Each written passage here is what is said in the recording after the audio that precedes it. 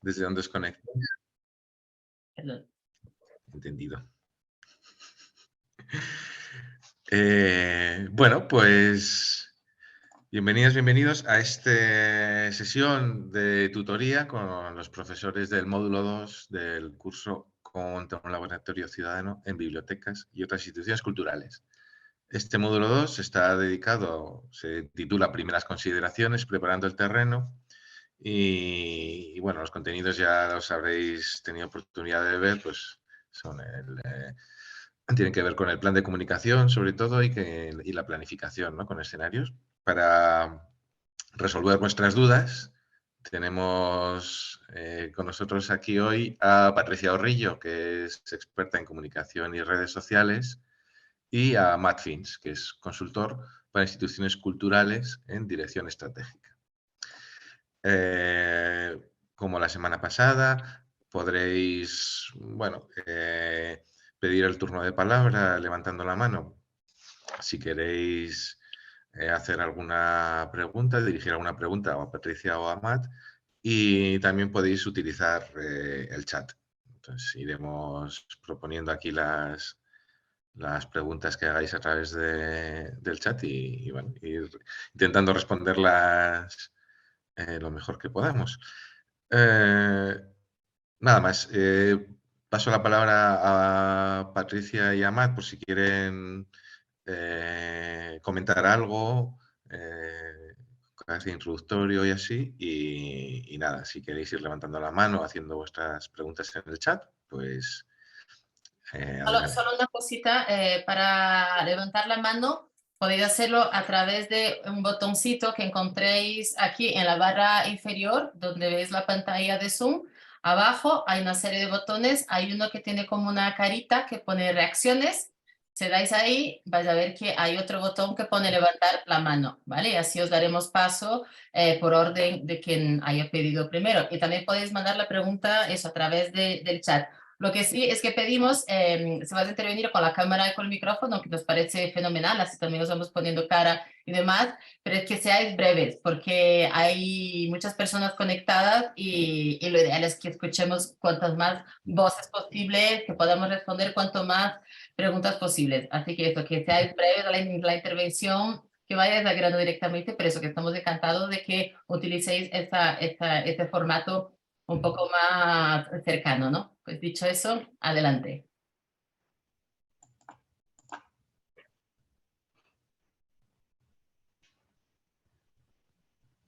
Yo solamente voy a intervenir, sí, voy a intervenir para, bueno, para dar las gracias para participar en este nuevo laboratorio bibliotecario, estos nuevos laboratorios bibliotecarios de esta edición. Gracias por contar conmigo y con la parte de desarrollo que he hecho del plan de comunicación para este tipo de actividades, que me alegro mucho de ver que tanta gente se interesa desde el ámbito de las bibliotecas bueno, para querer poner en marcha laboratorios. La verdad que es un gusto ver que hay tanta gente queriendo experimentar y probar cosas distintas también dentro de espacios bueno, que tradicionalmente a lo mejor no estaban pensados para tantos experimentos y ahora se están haciendo. Y solo comentaros que hace unos meses estuve precisamente en una biblioteca aquí en Madrid, hablando no solamente de temas de comunicación, sino también de cómo utilizar, por ejemplo, Wikipedia, porque yo tengo un proyecto para ayudar a gente a que aprenda a editar en Wikipedia, y cómo las bibliotecas son esas aliadas naturales del mundo de Wikipedia, precisamente por eso, por todos los libros que hay no solo los libros, también archivos, también documentos de todo tipo que puedan tener y puedan albergar las bibliotecas. Y hay una campaña mundial que se llama un bibliotecario, una referencia, que bueno, pues es una campaña internacional del movimiento Wikimedia para movilizar a la gente, a trabajadores y trabajadores de las bibliotecas para que si solamente con que una referencia fuera incluida por cada bibliotecario o bibliotecaria, pues que tendríamos Wikipedia con muchísimas más referencias nutridas en artículos ya creados. Entonces, nada, os dejo esa idea solamente, que no tiene nada que ver con el mundo de la comunicación en el sentido tradicional, aunque está relacionado también con la difusión en otros espacios, como puede ser Wikipedia, de materiales en los que las bibliotecas tienen, de libros de todo tipo. También para visibilizar libros que puedan estar que sean históricos, que puedan estar incluso descatalogados, pero que desde las bibliotecas a veces se tienen ejemplares. Entonces, ayudar a conocer incluso eso es una labor maravillosa que ojalá se pudiera hacer desde las bibliotecas de todo el mundo. Nada más. Y por mi parte quiero también dar mis gracias a todos y ofrecer mis respetos a los tradicionales dueños y custodios de las tierras en que estamos. Para mí esta es una oportunidad para profundizar un poco la grabación pequeña que hice en YouTube y para que todos pensemos en la incertidumbre que rodea nuestros proyectos. Tales incertidumbres han definido el siglo XXI para muchos, desde el 11 de septiembre de 2001 y los consiguientes conflictos, a la crisis económica de 2008, a la pandemia y el confinamiento, a la invasión de Ucrania y sus consecuencias en los precios de la energía, de la comida y en la inflación. Somos muy conscientes ahora de los factores que pueden redibujar el mapa de nuestro mundo, de un proyecto como un laboratorio, de repente. La tarea que he compartido en el clip de YouTube, la de dibujar una isla y el mar de nuestro ambiente y de negocios, nos permite ver cómo el futuro puede ser diferente a lo que esperamos. Cuando hacemos un plan, es como si viéramos el mundo con gafas. Es dificilísimo ver lo que está más allá del marco de las lentes, el límite de nuestra percepción. Pero pensar en futuros alternativos nos ayuda a ver más y a reconocer que nuestro punto de vista siempre tiene un límite. Con la comprensión retrospectiva que nos ofrecen los futuros alternativos, podemos preguntar de cuáles condiciones depende el éxito de nuestro laboratorio. ¿Cómo podemos hacer nuestros proyectos más resilientes y más adaptables si nuestro entorno se cambia?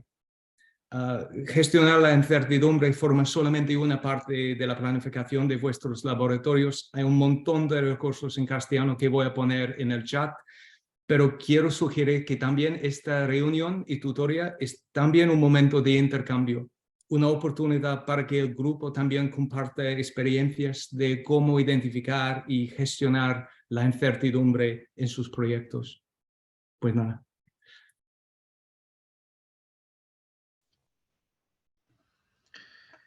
Bueno, ¿quién se anima a lanzar la primera pregunta?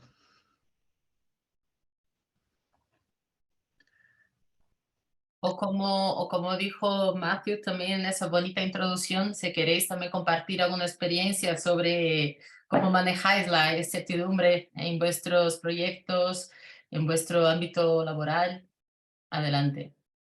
Recuerdo eso que podéis hacer interviniendo con el micrófono y la cámara o también a través del chat. Sí, yo también voy a lanzar por aquí, por también si hay alguna consulta relacionada no solamente con la comunicación de los laboratorios, sino que a veces la comunicación de las propias bibliotecas por una cuestión de recursos o porque a veces no se sabe muy bien cómo llegar a la gente, pues que si queréis que comentemos, por ejemplo, problemáticas que os encontráis o si habéis podido utilizar a lo mejor ahora con esta vivencia que hemos tenido de la pandemia, se han puesto muy de moda los códigos QR que, por ejemplo, nos permiten concentrar en un elemento gráfico que puede ser conectado a través de móvil, pues que la gente a lo mejor entre con ese código QR a algo de información de una convocatoria de algo que queremos lanzar, no solamente de los laboratorios, sino de cualquier otra actividad. Si tenéis cosas relacionadas con cómo tomáis, por ejemplo, datos de gente interesada en actividades vinculadas con la biblioteca, si tenéis esas bases de datos o si las habéis planteado más allá de las bases de datos de gente que tenga el carnet, sino de gente que pueda no tener el carnet, pero pueda estar interesada en actividades, que podemos comentar alrededor de la comunicación lo que se os ocurra. Mira, tenemos una pregunta en el chat y creo que va bastante dirigida a Matthew, pero Patri, si también quieres aportar algo en ese sentido, adelante. Mabel Díaz pregunta, ¿cómo se puede comunicar que los laboratorios son precisamente una manera de canalizar y gestionar esa incertidumbre en las sociedades? ¿Se ha utilizado este argumento para destacar la relevancia de los laboratorios? Toma ya. Pues sí, a mí me parece una pregunta perfecta porque claro que las bibliotecas no son como las escuelas, son una un espacio de exploración, no solamente un espacio didáctico. Y por eso, claro que siempre tiene que ver con este aspecto de incertidumbre, que no sabemos lo que va a ocurrir cuando entramos en una biblioteca, aun cuando nuestra misión es la búsqueda para un solo libro, siempre hay este aspecto de exploración. En un mundo que cambia así, un mundo incierto, una época en que la sociedad se está cambiando, los laboratorios también ofrecen la oportunidad de convocar una nueva conversación sobre cómo vamos a vivir a nivel de barrio, pero tal vez también a un nivel más macro. Y quiero pasar la pregunta también a Patrick, porque a mí me parece que no es solamente una cuestión de comunicación, sino de diálogo, ¿no? Que con estos proyectos que tienen un carácter especial, ¿cómo podemos gestionar este aspecto no solo de incertidumbre, pero de diálogo, no solamente transmisión? Yo, digamos que puedo compartir, por ejemplo, la experiencia que a veces la comunicación nos resulta un poco compleja, precisamente porque cómo explicas qué es un laboratorio a alguien que no haya vivido un laboratorio, ¿no? Cuando tuve mis años, mi tiempo en el que estuve como mediadora en el desaparecido Media Lab Prado, aquí en Madrid, recuerdo que llegó un punto en el que después de intentar explicar muchas veces qué es lo que era participar en un laboratorio, me di cuenta de que la explicación no servía, que había que intentar seducir con el juego de ¿por qué no vienes y lo pruebas? Es decir, tratar de llevar a la gente al proceso de querer jugar, querer experimentar. Creo que llevar ese terreno a las personas, precisamente, por un lado, el juego nos quita ciertas mochilas que traemos de casa, nos quita, por un lado nos quita el miedo, por otro lado nos quita la rigidez que traemos, que es una rigidez que precisamente por no saber lo que nos vamos a encontrar, por esa incertidumbre que estáis comentando, a veces nuestra propia actitud es de defensiva porque no sabemos lo que nos vamos a encontrar, entonces ante el miedo o ante la incertidumbre ponemos el freno. Entonces me di cuenta de que intentar, o sea, es como lo de vívelo, experiméntalo y entonces podrás entender lo que es un laboratorio. Cuando sientas la transformación, que es una transformación que tú la vives, no es una transformación o digamos que se pueden escribir muchas cosas alrededor de la transformación que supone un laboratorio, pero mientras no lo vivas, el papel es una cosa que lo aguanta todo, pero tu vivencia o tu forma de vivirlo no es fácil que lo puedas coger solamente leyendo o solamente explicándoselo a alguien. Pero eso es justo como la planificación con escenario, que tiene que experimentarlo. Puedes ver una grabación o leer un libro, pero la verdad es que cuando trabajas así con la incertidumbre, hay que hacerlo para experimentar, que no es cómodo. Justo como dice Milton en el chat, transformar la incertidumbre en curiosidad positiva. Supongo que el problema siempre es la primera invitación, ¿no? Tanto para los escenarios como los laboratorios, que son tan diversos, tan adaptables, nadie puede decir siempre es el mismo modelo. ¿Cómo invitar a las personas a una cosa en que no podemos decir muchos como lo que va a ocurrir? Me parece una dificultad que hay que superar con cada proyecto, ¿no? Total, yo en las actividades, algunas actividades que desarrollo, intento muchas veces decir, esto es una especie como de salto de fe. Confiad en que lo que vais a experimentar aquí os va a producir algo distinto. Incluso afirmar, aquí no vienes no vienes como a tomar notas, no te vengas con la idea de aquí tengo que saber todo porque lo tengo que absorber todo en plan escuela o en plan lo que hemos entendido tradicionalmente que era la educación, aunque ahora afortunadamente ya hay cosas distintas en este ámbito, ¿no? Pero entre la gente adulta es más difícil porque tenemos más arraigada la idea de que venimos a algo y tenemos que venir sabidos de casa, en lugar de venir y probar a ver qué es lo que pasa con esta experiencia. Es difícil, pero yo creo que esa idea de vente de una forma relajada, vente a jugar, es decir, utilizar el concepto de juego de una forma más amplia, desde la mirada adulta, porque también nos han evitado eso, también como adultos es como que parece que lo del juego, al ámbito deportivo sí, pero el juego por el juego desde el aprendizaje a través del juego, no parece que ni siquiera nos lo permitimos por la seriedad también con la que entendemos que es la vida, ¿no? Entonces yo pienso que es bonito en el diálogo ponernos en un plano mucho más de desde lo divertido, de ¿por qué no venís a experimentar? ¿Por qué no hacéis esta prueba? No hay nada que perder. Si no te gusta, no pasa absolutamente nada. Es como quitarle la dureza o el peso que puede tener una experiencia incluso fallida. Es decir, que no pasa nada. Y si no te gusta, no pasa nada. No va a pasar nada por esto, ¿no?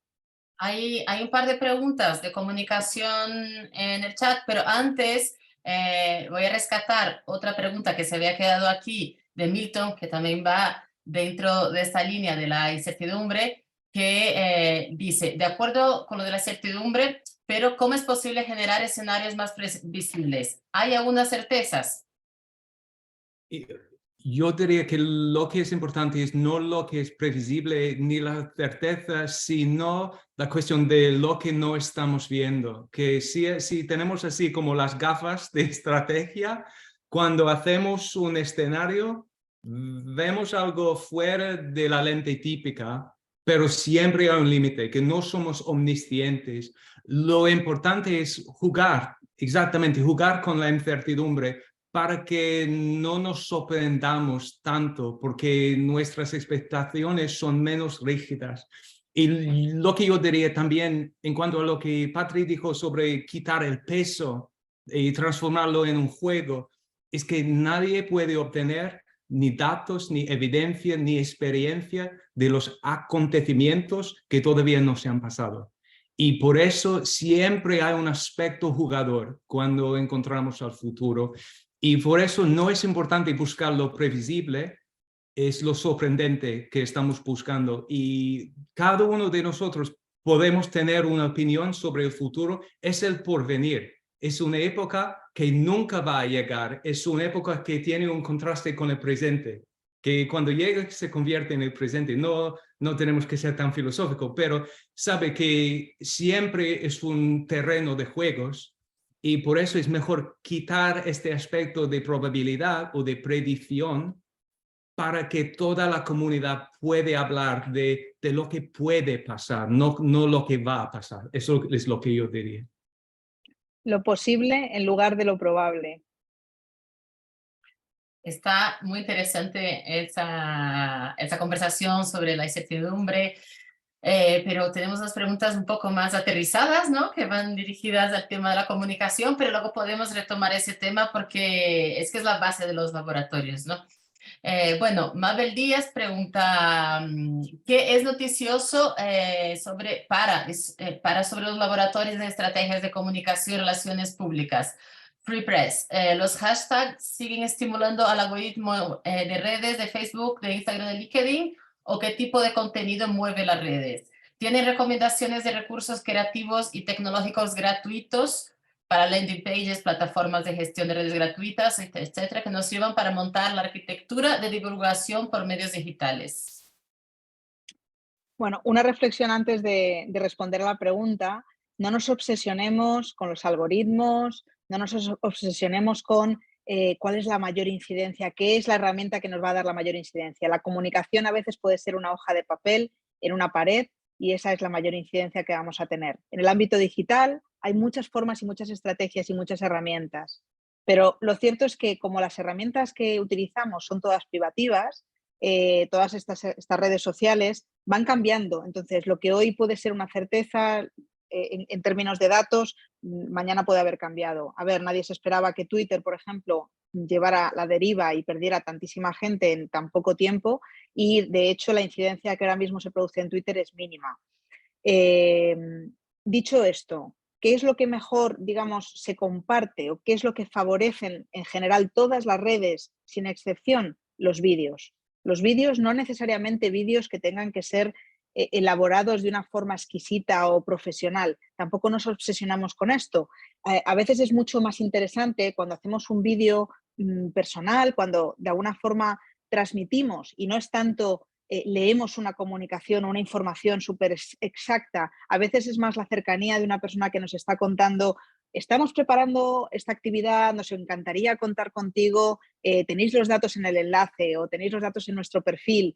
Eso a veces es mucho más llamativo, a veces esto lo comparte mucha más gente que cuando intentamos hacer un vídeo pagando recursos a alguien que nos diseña algo súper bonito, o sea, que está muy bien, si tenemos esos recursos es estupendo, pero que no nos obsesionemos con hacer algo que sea de una agencia de publicidad, porque creemos que esa es la forma de llegar a más gente. La forma de llegar a la gente es trabajar las comunidades, y las comunidades trabajan de una forma que, si lo hacemos desde lo virtual, tenemos que ver quién nos sigue, tenemos que seguir a plataformas, organizaciones o personas que nos interesen desde la biblioteca, por ejemplo, en este caso, y compartir contenidos, no solamente los de las cosas que estamos haciendo desde la institución, sino también contenidos relacionados. Si, por ejemplo, en vuestra biblioteca hay una presentación de un libro, sería interesante que sigáis al autor o autora, a la editorial que ha publicado su libro, que compartáis el contenido, que hagáis de las redes algo cálido, no algo especulativo, no algo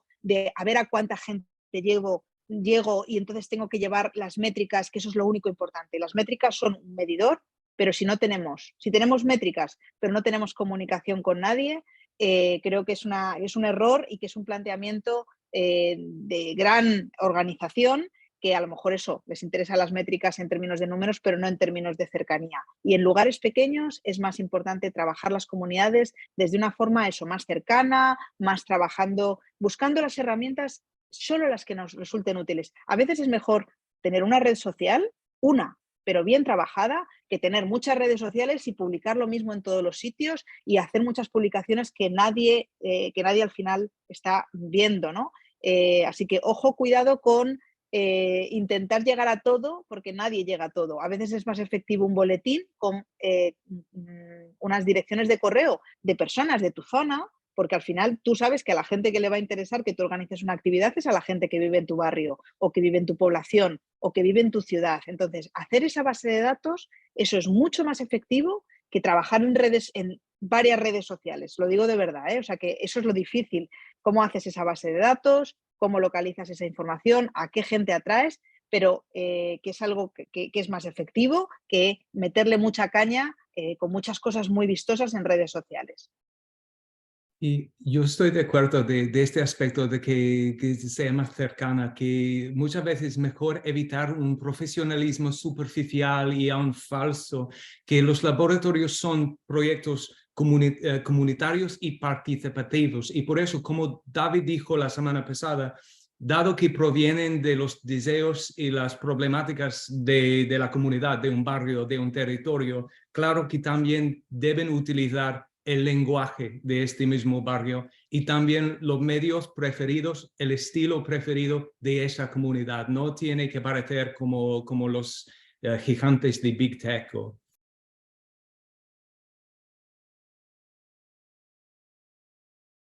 A ver, de momento tenemos más preguntas, no sé si alguien se anima. De momento, o sea, hasta ahora todas las preguntas han ido llegando al chat, así que os animamos también a intervenir un poquito con la cámara, con el micrófono, así os vemos, así sigue incorporando gente a la sesión, así os vemos, escuchamos, y eso no solo preguntas, si también queréis comentar, compartir alguna experiencia en ese sentido de la incertidumbre o de la comunicación, si habéis tenido algún recurso de comunicación que os haya funcionado bien y nos lo queréis contar, encantados.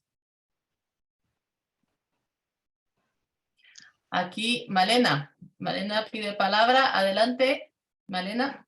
Bueno, nosotros lo que nos ha funcionado más, hemos intentado vídeos, difusión a través de las redes sociales, es el boca a boca. Invitar personalmente a colectivos y a partir de aquí pues es lo que nos ha funcionado más. Solo con redes sociales, solo con... no hemos tenido participación, o sea, siempre es el boca a boca, invitar a grupos o colectivos y es lo que ha hecho pues que las actividades puedan funcionar. Totalmente. Ay, perdona. Sí, dime. Dale, Patria. No, totalmente de acuerdo, y de hecho depende muchísimo, cuando hablamos de todos estos temas, depende muchísimo del tamaño de la biblioteca, de dónde está localizado, de qué tipo de audiencias estamos buscando, si son personas más jóvenes, personas de más edad. Varía muchísimo digamos, el cómo llegamos a la gente. Yo estuve haciendo una actividad hace unas semanas en una biblioteca de Murcia, un viernes por la tarde que estaba diluviando, y tuvimos el 100% de la gente que se había apuntado, porque la persona que convocaba era la directora de esta biblioteca y además, digamos, tenía una relación directa y clara con toda la gente que venía. A veces eso es muchísimo más efectivo que efectivamente ni campañas en redes, ni mailings, ni nada.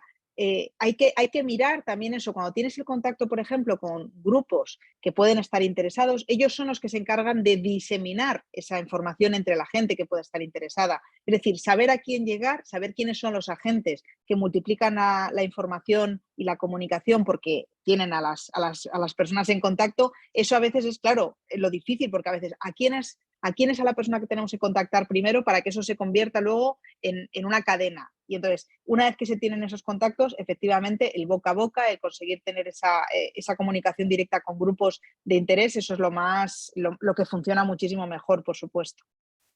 Y también la semana pasada Lorena habló de acontecimientos intergeneracionales con niños y personas mayores. Claro que vamos a hacer algo un poco innovativo, algo muy diferente. Vamos a necesitar comunicaciones hechas a medida, que no puede ser. Si quiere también las personas mayores y los niños, que claro que son audiencias muy diferentes, que eso va a necesitar algo especial. Pero eso es perfecto porque el trabajo del laboratorio siempre va a ser innovación, que pocas veces vamos a copiar, pegar lo que ha funcionado en otro contexto. Perfecto, muchas gracias, Matt. Tenemos a Andrea con la mano levantada y luego otra pregunta en el chat, así que adelante, Andrea. Hola, buenos días. Bueno, me encuentro aquí en Barranquilla, en Colombia. Soy mediadora de lectura en algunos colegios públicos de la zona, pero ahora estoy trabajando realmente de forma bien experimental en un municipio, el último municipio del Atlántico que se llama Suam. Realmente es un grupo de amigos, 3 específicamente, que vamos cada 15 días a llevar libros a Asuán.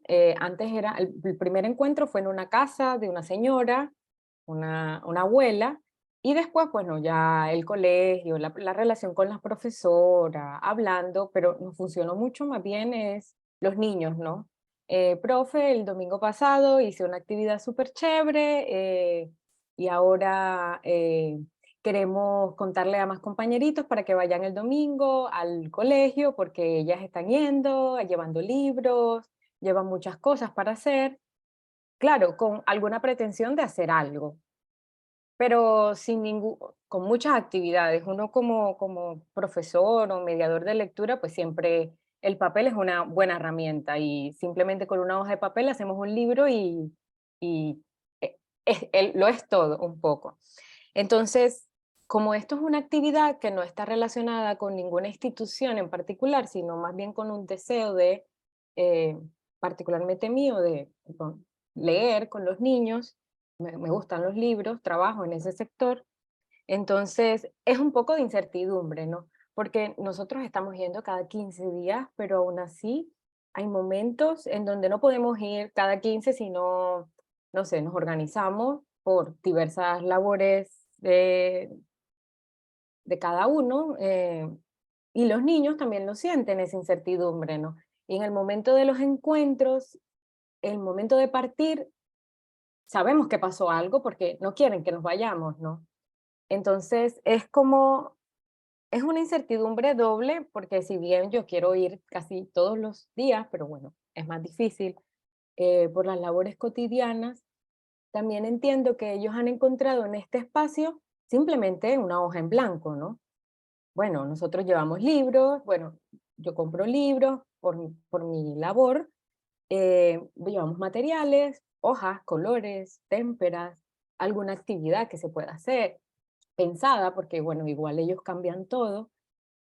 Y las familias se han integrado, entonces la mamá de alguno ya nos prepara las meriendas y entonces ella ya se vincula, o la mamá de otro está triste y entonces el libro de literatura infantil, que no es para adultos, sino para niños, le afligió un poco, ¿no? Y entonces se acerca ella, muy cautelosa, que no soy una niña, pero ojalá y no me noten, a hacer la actividad. Y entonces eso también nos da o sea, como una información sobre el hijo de ella, un poco, ¿no? ¿Qué está pasando? Entonces, como que alrededor de todo eso, todos los papás, no todos, bueno, la gran mayoría, nos ha ayudado un poco como a persistir en estos encuentros, ¿no? Y aún así todo esto está lleno de incertidumbre porque, porque bueno, yo voy este fin de semana, estoy organizando todo, el carro necesita gasolina, las meriendas, el agua, qué libros voy a llevar, pero aún así hay muchos factores, ¿no? Puedo llegar allá y que caiga una lluvia terrorífica y los niños no puedan ir al colegio, entonces es como, ok, no puedo ir mañana. Y eso hace un poco que juegue con ellos, juguemos juntos a la incertidumbre, ¿sí? Y a veces es chévere, pero a veces es como, bueno, pero entonces también, ¿cuánto tiempo? No, es que también uno no puede medir la incertidumbre porque sería ni siquiera jugar con ella, sería estar atada a ella. Pero sí me genera como este sinsabor a veces querer dejarles más cosas, ¿no? Como cosas organizadas. Además porque, bueno, ya tenemos este espacio en el colegio. Pero bueno, eso un poco jugando con la incertidumbre de las cosas. Ujú. Sí, yo solía trabajar con los niños adoptivos y los niños solicitantes de asilo y había tanto incertidumbre en sus vidas y yo no podía controlar ni nada de esto, de ese contexto. Y lo que nos dices, Andrea, me pone a pensar lo que dijo David la semana pasada sobre el tejido social, ¿no? Que no existe una institución formal, sino un enlace de relaciones, pero no puede siempre depender de cada aspecto.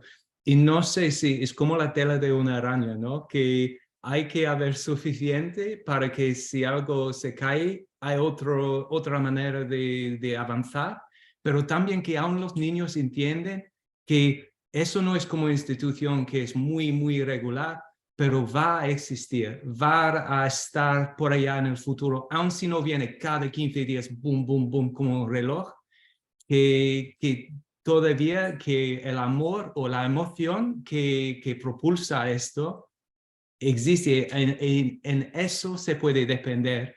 Pero quiero también pasar a Patricia, ¿cómo respondes a esta estupenda historia?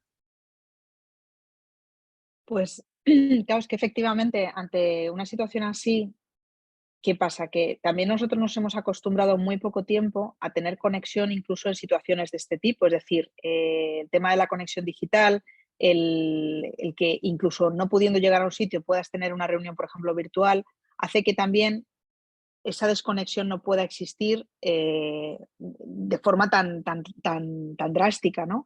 Pero claro, lógicamente, cuando ya tratas con otro tipo de situaciones en los que existe una brecha digital, en los que a lo mejor esos niños no tienen ni un acceso a un ordenador, ni un acceso a internet, y esto varía muchísimo, claro, dependiendo de qué zonas estemos hablando, pues claro, es verdad, se produce una situación de un cierto desamparo, la sensación de si pasa algo pues eso, que no se puede controlar como es una tormenta, a lo mejor ese día no se puede hacer nada. Claro, esto era algo que, digamos que también te creces en base a las certezas que te da la vida y si la situación sabes que es incierta, bueno, yo creo que también tu forma de gestión de las expectativas varía. Es decir, no es lo mismo cuando tú crees que aunque pase lo que pase, al menos tienes una conexión, es decir, tienes una manera, que cuando no, cuando tú en realidad vives un poco al día en ese sentido de, pues a ver qué pasa hoy, si puede pasar, pues yo creo que también tu cerebro estamos más preocupados a lo mejor los que estamos organizando que los chavales en sí, que ellos a lo mejor ya saben que puede haber algo que impida esa reunión. Entonces, bueno, digamos, hay que tenerlo en cuenta, pero yo tampoco creo o sea, sabiendo que si, por ejemplo, eso, un día de repente es el que se va a quedar y ese día no se puede, pues claro, saber que también, pues bueno, si ese día no se puede, a los 2 días se va a poder hacer. Es decir, como que no hay una cuestión de desaparición. o también facilitar que eso se entienda de esta manera, de que haya una comunicación, al menos en este caso con el colegio, de que si ocurre algo así y no se puede organizar ese día, pues que a lo mejor haya una comunicación que a lo mejor puede ser vía telefónica. No sé cómo, digamos, en ese sentido tendría que serlo, pero al menos que haya algo en el que ellos puedan saber que al menos puede haber una conversación de saber cuándo se va a volver a retomar si ese día no se puede llegar a realizar, ¿no? Es que ahí entra una dimensión también de los cuidados, ¿no? Por un lado, hay ciertas cosas que es imposible controlar, pero si estás ahí, ofreces esos cuidados, esa atención a la gente, pues cambia todo. La gente ya no está incómoda en esos escenarios inciertos, ¿no?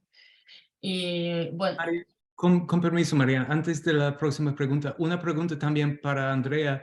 ¿Cómo perciben los niños a vuestro proyecto? Que me parece que su identidad como proyecto que no es institucional, que vive en el barrio, que incluye o involucra a las papás, también es una fuerza del proyecto. ¿Cómo lo perciben los niños mismos? Realmente es que, claro, es el no lugar, ¿no? del colegio, un poco. Y es el no lugar de sus espacios, y es el no lugar en donde ellos son también. Entonces, siempre llegan muy expectantes, ¿no? Como, ¿qué vamos a hacer hoy? ¿Qué libro te compraste esta semana que nos vas a leer? Porque también me conocen, ellos hacen una lectura de uno, y eso es lo que me parece interesante. Ah, y también encuentran apoyo, porque alguno va y lleva alguna tarea, ¿no? Para que le ayudemos a hacerla, o porque no entienden, o porque se sienten tristes. Y creo que un poco, bueno, a razón de todo esto y por todo este compromiso con ellos y con ese entusiasmo que de verdad cuando llegamos en el carro, ellos están ya fuera de sus casas esperando, ¿no? Y todos se montan, 10 niños montados en un carro, bueno, una cuadra, pero es esa cuadra en donde estamos todos ya apretados, entonces eso también es como muy bello y claro, ahí la incertidumbre vale toda la pena. Em, con los papás tenemos comunicación, creo que es la comunicación más estable que tienen, ¿no? Es como, mi primer acercamiento es con los papás, ¿no? Yo no dejo que un niño se quede sin conocer por lo menos el número del teléfono del papá. Sí, es como, no es como, pues tampoco tengo yo la capacidad de recibirlos a todos, me encantaría, pero... Y intento también como para manejarlos, como, no manejar, sino como solventar un poco la espera, tener estas alianzas institucionales, por ejemplo, la biblioteca que me presta la maleta viajera, ¿no? Y les dejo unos libros y entonces cada uno escoge un libro y se lo lleva a su casa en 15 días y después me lo devuelve y después coge otro y algunos demoran un mes, pero creo que ellos son los de la dinámica. Ellos son los que nos han dado la dinámica. Y entonces pienso que su emoción y cómo ven ellos esto, porque tampoco lo ven como institucional, ¿no? Bueno, ellos no están haciendo anotaciones de qué está pasando aquí, pues yo tengo el número de cumpleaños de ellos, el día, o sea, esa información. Pero no más, o intento es como tomar fotos a sus trabajos, ¿no? Como ni siquiera fotos a cada uno de sus trabajos, sino a lo que yo veo que generalmente tiene como algo de, no sé, diferente, como perfecto, un resultado. muchas gracias, Andrea. La verdad que Déjame Ustedes. un segundito, Mariana. Estaba pensando que una cosa podría ser como plantear como ese posible escenario en el que no se pueda producir el encuentro. Como comentas que al final cada uno se queda con un libro, a lo mejor se les podría decir que si de repente ese día no se puede hacer el encuentro, tienen que cambiar el libro con otros. Es decir, tiene que haber un juego también con los libros de intercambio para que de repente algo que se preveía que hubiera sido nuevo para ese día, bueno, pues lo puede ser, pero cambiándolo con otro de los niños que a lo mejor forma parte del grupo, ¿no? Y es una forma también de que ellos tengan como un salvavidas en caso de que no se pueda producir el encuentro. Se me está ocurriendo ahora, así como por lanzar una idea. Muy buena idea, Patri. Matt, ¿quieres comentar algo? Solamente quiero quedar un momentín más con esos dos términos que hoy encuentro y alianzas también me parece muy importante. Que cuando hablamos de los laboratorios, hablamos mucho de la red de colaboración. Y una razón por hacer así un mapa de la incertidumbre de los actores y las incertidumbres es porque en ciertos futuros, a largo plazo o a corto plazo, puede ser que nuevos actores o entidades entran en la red de colaboración y para anticipar eso es muy, muy importante, tal como durante la pandemia, oficiales de salud pública, las plataformas virtuales que ahora forman parte de la vida cotidiana, tal vez no eran en la red de colaboración al principio, antes de la coronavirus, pero ahora vemos que forman parte del ecosistema en que tenemos que funcionar. Por eso también merece la pena pensar quiénes son los otros actores que pueden entrar en nuestro ecosistema si cambia para cualquier proyecto. No hablo solamente de Barranquilla, claro. Perfecto, gracias, Matt. La verdad que el tema de la incertidumbre podríamos estar horas hablando de ello. Hay muchísimo que profundizar, pero bueno, tenemos aquí a una pregunta. Me parece que luego alguien también ha levantado la mano por ahí. Bueno, vamos con la pregunta en el chat que estaba antes. Volvemos al tema de la comunicación y nos pregunta Mabel si conocéis experiencias de laboratorios precisamente enfocados en desarrollar proyectos relacionados con la comunicación como medio para incidir en temas que interesan a la comunidad. Por ejemplo, relacionadas con fortalecimiento de capacidades de oratoria, discurso, advocacy para promover asuntos que interesan a la comunidad, etc. Pues la verdad es que honestamente no me suena que haya ningún proyecto centrado en comunicación. O sea, los laboratorios que pueden estar alrededor del mundo de la comunicación, pero no centrados en ello. Desde luego yo, la experiencia que yo he tenido, pero no quiere decir que no los haya.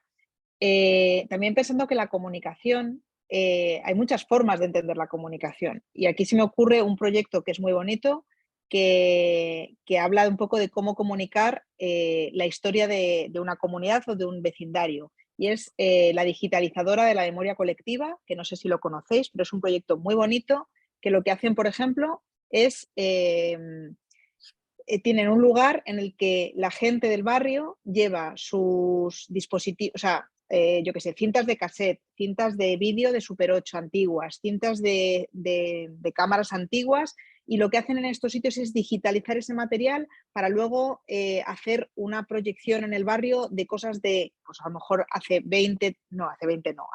40, 50, 60 años, es decir, poner de alguna manera en el espacio común hacer una narración colectiva, en este caso audiovisual, utilizando todos estos materiales para contar la historia del barrio intergeneracional, porque aquí la gente que ha llevado esas cintas es gente mayor que las tiene guardadas y de repente pues no tiene incluso ni siquiera la forma de verlas, y la gente más joven que de repente se encuentra con un espacio de compartir la información de historia de del propio barrio, de las propias familias que siguen viviendo en esos sitios, y bueno, es una forma también de incidir en la comunicación de la historia, no tanto de la comunicación como herramienta, sino de la comunicación de la historia de un barrio, y me parece que es una iniciativa que a lo mejor puede también inspirar por ahí ideas. Que también las bibliotecas pueden ser espacios precisamente para recoger esta memoria, ¿no? Es decir, imaginaos un espacio para escanear fotos, ya no solamente digitalizar audio o vídeo, que a lo mejor puede ser más complejo, pero imaginaos un lugar como de escaneado de fotos antiguas para la memoria del barrio, la memoria de la población, la memoria de la ciudad, y que eso luego esté disponible. Se pueden hacer, por supuesto, una exposición con esa digitalización, pero puede haber también alrededor de esa digitalización contar cosas, pues que haya fotos y que cuenten pues eso, cómo eran las bodas en los años 30 o los años 40 o los años 50, o cómo se producía, cómo había, yo qué sé, pues eso, cómo eran los colegios de épocas anteriores. Y el hecho del escaneo, que es una herramienta digital, nos permite en realidad traer una memoria al espacio de la biblioteca y poder compartirlo con otra gente que a lo mejor es más joven y que por supuesto no conoce todas esas historias.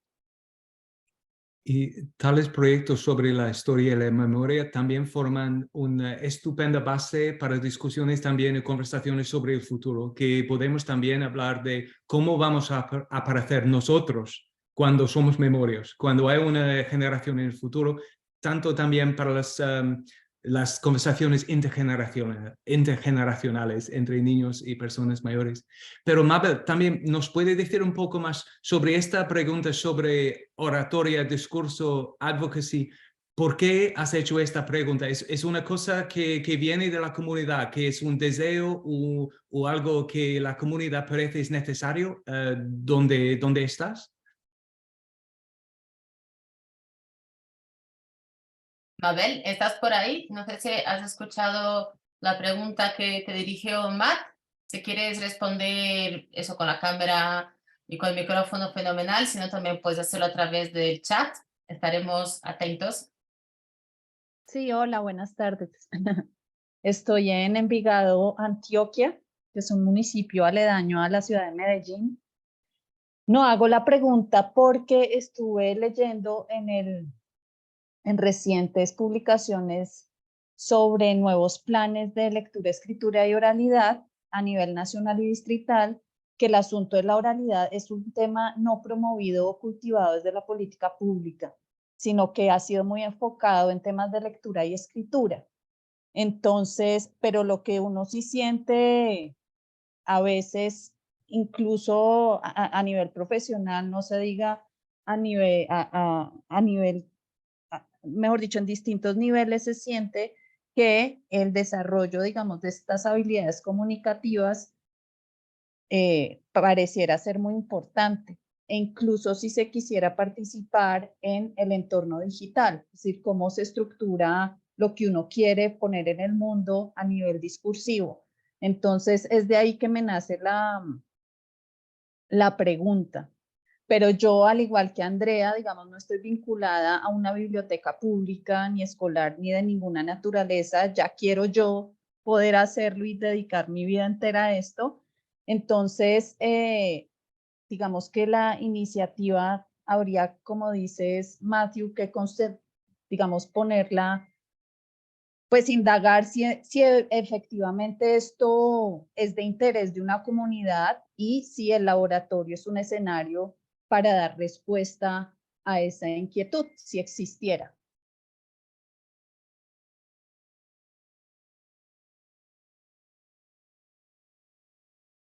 Perfecto. Pues, yo iba a comentar, Mariana, perdona, el tema de la memoria oral es un tema que además es importantísimo, sobre todo, a ver, yo aquí es una reflexión que hago en relación a la otra faceta que tengo, que es la de wikipedista.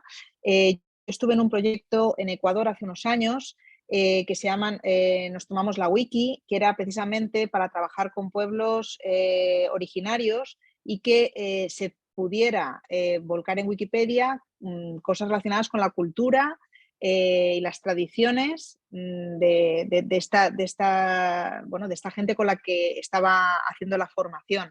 Ahí es cuando nos dimos cuenta, en el previo de desarrollar todo el proyecto, que claro, en muchas ocasiones todo lo que es cultura y tradición, todo lo que está alrededor de la tradición oral, que muchas veces no está traspasado a investigaciones académicas, a libros, a ámbito digital, sino que es algo que queda precisamente eso en la oralidad. Nos dimos cuenta de la importancia de generar un repositorio. Nosotros trabajábamos con Corape, que es la red de radios comunitarias de Ecuador. Entonces, era un proyecto que al final lo que hicimos fue con la propia Corape diseñar un repositorio para que se almacenaran entrevistas y reportajes sonoros hechos con personas de radios comunitarias de todo el Ecuador, precisamente para tener eso como lugar de referencia. Si yo quiero contar cómo se hace tal guiso o cómo es la fiesta de esta población y no tengo una documentación gráfica, ni foto, ni vídeo, ni textos, pero tengo entrevistas, tengo personas a las que puedo recurrir para que me cuenten el origen de esas fiestas, en qué consisten, qué cosas son relevantes, qué pasó en el pasado para que eso se convirtiera en tradición. Esos registros sonoros nos dimos cuenta de la importancia que tenían, porque esas serían las bibliotecas en realidad para poder documentar toda esa historia sonora que de otra manera se pierde. Aquí en España ha habido algún proyecto que se ha hecho precisamente de memoria, relacionado con memoria histórica, de entrevistas a personas mayores en pueblos que han sufrido o sufrieron represión durante la dictadura, para también trazar ese mapa y ese puzzle de hechos ocurridos durante la dictadura y la represión franquista en España, para que no se pierda el conocimiento. También se ha hecho con memoria del campo, es decir, cómo se cultiva y cómo se cultivaba, y cómo eso, si no está escrito, no está documentado, se pierde. Cómo una entrevista puede ayudar a que eso se mantenga y que incluso nuevas generaciones puedan utilizar esos conocimientos volcados en una entrevista sonora. No hace falta tener vídeo, no hace falta que haya una documentación escrita, pero sí al final un conocimiento, la experiencia, el expertise que tienen estas personas, que ahora están ya muy mayores, que eso fue a lo mejor una cosa que hicieron en el pasado y que de repente se dejó de hacer por el uso de ciertas maquinarias nuevas, por los nuevos cultivos que se estaban utilizando. Es decir, cómo eso se pierde porque no hay una transposición a una investigación, a un libro, a un documental del tipo que sea, y esta gente estaba intentando eso, ir entrevistando a personas que trabajan y viven en el campo, para intentar no perder la memoria del campo, ¿no? Entonces, yo creo que todos los registros sonoros nos permiten precisamente romper con la idea de que solo lo escrito tiene valor o solo lo audiovisual. No, lo sonoro también tiene muchísimo valor, y de hecho para muchas personas resulta cómodo hablar a un micro y no resulta cómodo hablar a una cámara. Y esto es importante, sobre todo personas mayores tienen que encontrarse cómodas. No es lo mismo hacer un diálogo y que tú tengas una pequeña grabadora en la que vas registrando, a tener un aparataje con luz, con cámaras, que eso incomoda, no resulta una comunicación sencilla, y sobre todo si estamos trabajando con personas mayores es fundamental que se sientan cómodas para poder registrar toda esta información y que resulte útil para el presente y para el futuro.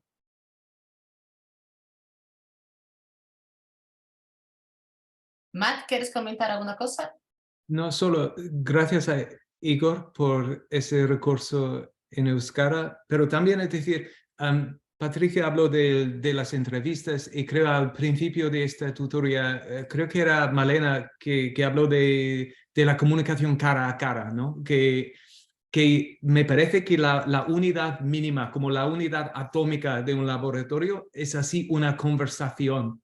Y eso puede ser una conversación con el pasado, con el futuro, con las personas que ya conocen, que ya están en la biblioteca cada día, pero también de vez en cuando con un actor, una entidad, una institución que no es lo típico, una persona del barrio que no suele interactuar con la institución. Y hay una cosa, no sé, cuando pensamos así en los prototipos, tal vez al nivel de conversación, ¿con quién vamos a hablar? ¿Cómo vamos a invitar a una persona nueva a participar en ese proceso de diseño? Conversación por conversación, como se dice, peldaños en castellano, no me acuerdo, pero así tal vez se progrese, y no por un diseño enorme de vez en cuando. Perfecto. Quedan un poquito tiempo, nos vamos agotando ya, es el tiempo previsto de la sesión, pero estáis a tiempo aún de hacer unas últimas preguntas, así que os animamos a que aprovechéis ese momento con estos dos expertos, con Patri y con Matt. Así que eso, que si queréis comentar alguna cosita por el chat, por la cámara. Milton, adelante. Hola, soy de Freventos, una ciudad pequeña de Uruguay, y yo la intervención de Andrea me hizo recordar un proyecto que funciona en las escuelas primarias de Uruguay, que se llama Biblioteca Solidaria. Entonces, un poco pensando en la experiencia de ella, en este caso, las bibliotecas solidarias consisten en que la gente de la comunidad de la escuela se organiza junto con los maestros para que una vez a la semana vaya un hermano mayor, un padre, una madre, una abuela o alguien de la comunidad simplemente que le guste leer, va a alguna de las clases y lleva un libro para leerle a los chiquilines. Es como un proyecto de animación a la lectura. Entonces, un poco también lo ataba con aquello de que pusimos en el chat de esa incertidumbre de transformarla en curiosidad positiva. Se crea una expectativa por quién vendrá la semana que viene a leernos qué cosa.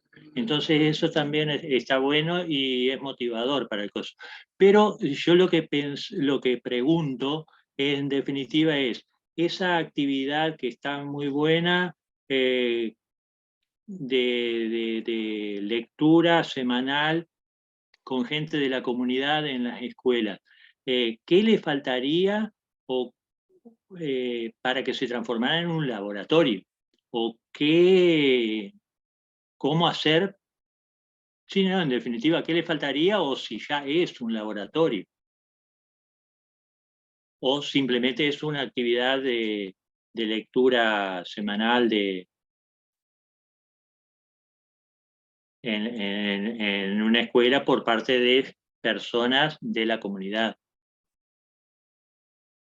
Un poco esa es la interrogante, a ver qué cosas le harían falta para que se transforme en un laboratorio.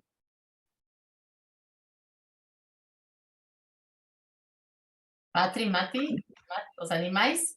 No sé si queda claro la... No sé si Diego también a lo mejor quiere intervenir algo ahí. Para mí es claro, tengo una pequeña respuesta, pero para mí es que sí que ya tiene este ritmo y este sentido de comunidad, pero la próxima cosa es que hay este aspecto exploratorio o de hacer algo nuevo, intentar algo nuevo y este aspecto también democrático, que ya vienen cada semana, tiene ese ritmo de leer juntos. La posibilidad ahora que este grupo puede pensar, vamos a intentar algo nuevo.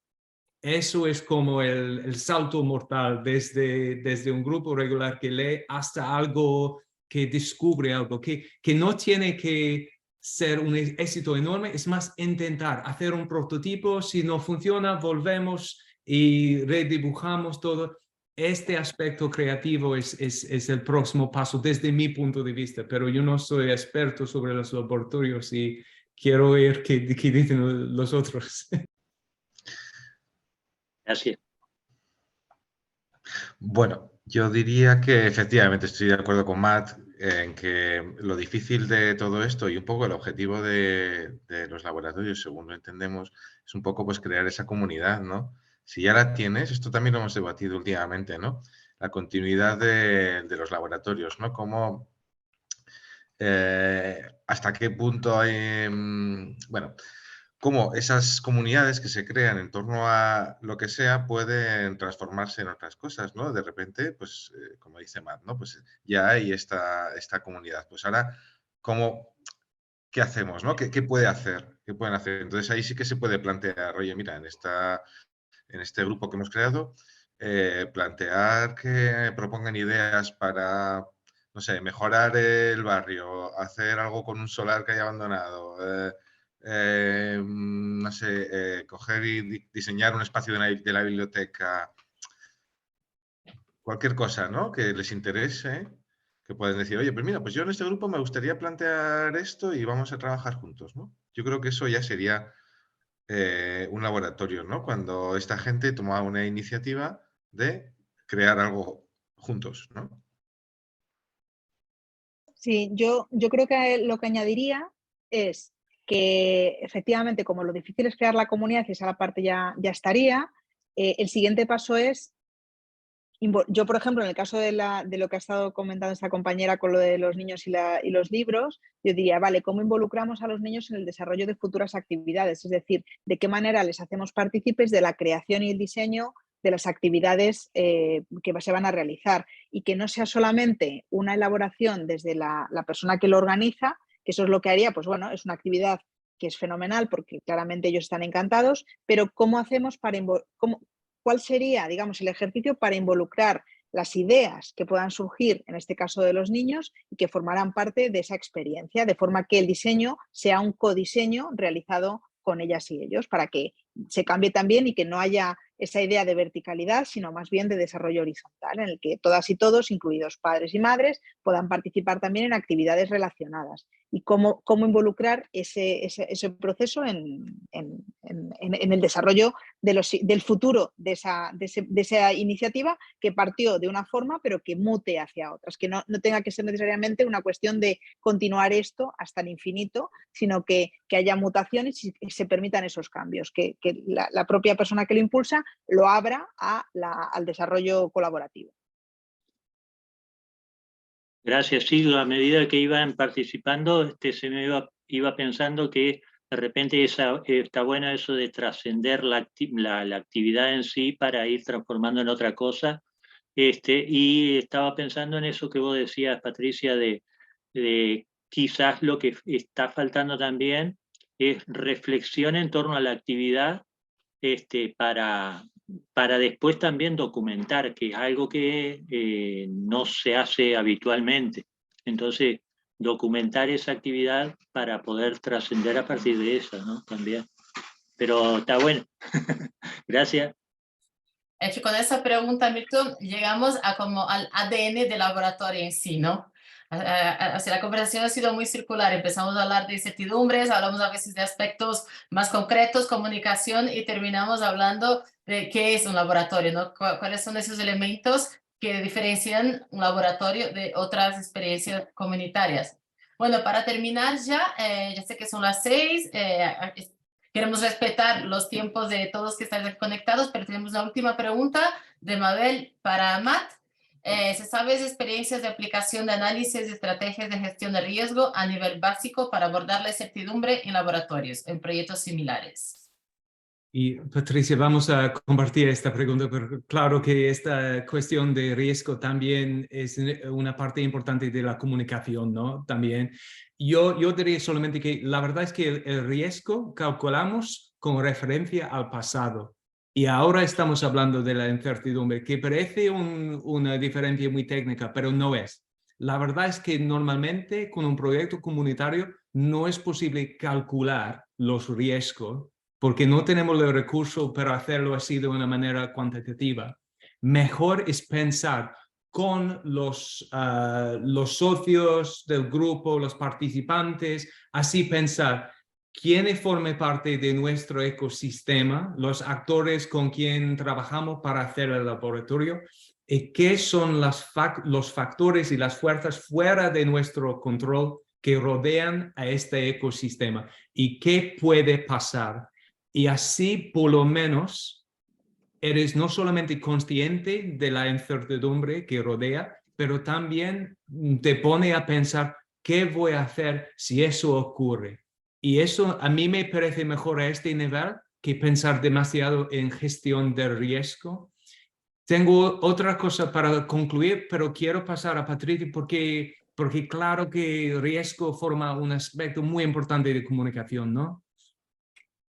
Sí, lo que pasa que yo aquí digamos que lo que veo es que la comunicación es una herramienta para sumar energía y no tanto para lidiar con posibles problemas o conflictos, que por supuesto esto es así, pero cuando estamos en fases también tan del principio de qué estamos haciendo, estamos intentando poner en marcha, claro, al no haber nada, no hay nada que, o sea, quiero decir que el riesgo ¿cuál puede ser? Que lancemos una convocatoria y la gente no venga. Entonces, a lo mejor el problema es que no hay una necesidad. No es tanto o sea, el riesgo no es que, en ese punto no es que falle, sino que sencillamente estamos analizando mal el entorno en el que nos estamos manejando.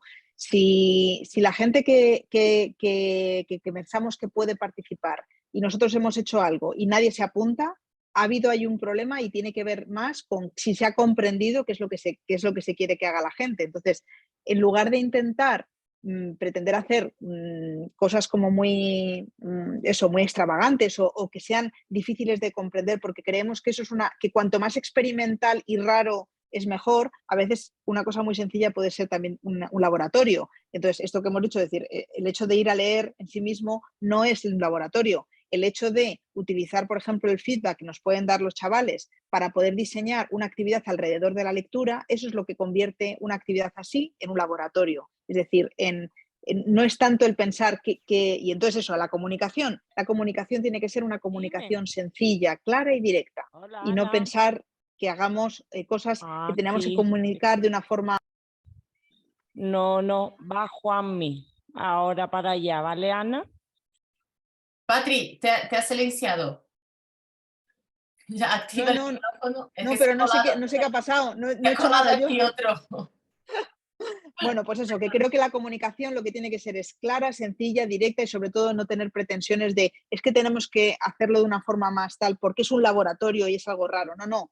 Un laboratorio es solamente la parte de la experiencia. Las cosas no tienen por qué ser raras ni explicarlas de forma difícil, al contrario.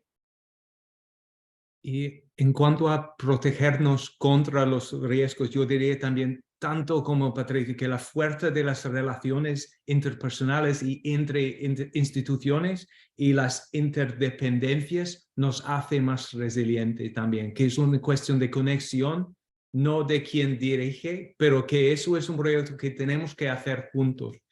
Y la última cosa que quiero decir es que vais a hacer prototipos, ¿no? Y un prototipo también es un apuesto sobre el futuro que va a existir. Y tal como ponen los prototipos de los aviones en un túnel de viento, podemos utilizar así conversaciones sobre lo que puede pasar para hacer pruebas y validar nuestro pensamiento colectivamente, con la comunidad, con los participantes, con mucha gente posible. Gracias a todos por la conversación, ha sido estupendo. Y muchísimas gracias y solamente una frase, que pensemos en lo que antes hemos estado comentando, que los laboratorios tienen que ver más con las posibilidades y no tanto con las probabilidades. La pregunta que yo os lanzaría, que es una pregunta que se hacen, por ejemplo, en el ámbito de la literatura, es el ¿qué pasaría si? El ¿qué pasaría si? Nos da un ámbito de pensamiento mucho más extenso y que tiene que ver con lo laboratorizable,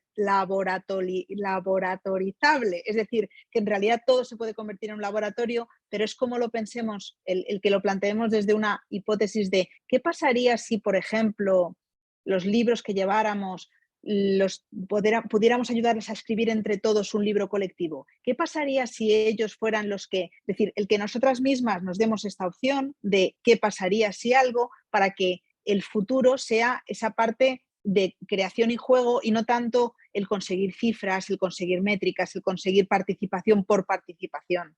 Una cosa mucho más lúdica y más creativa en ese sentido. Gracias. Bueno, pues muchas gracias. Ha sido una conversación muy interesante y bueno, en fin.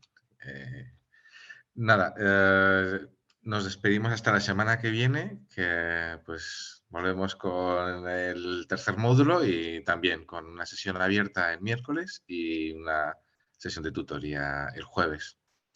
Gracias. Muchas gracias. Adiós.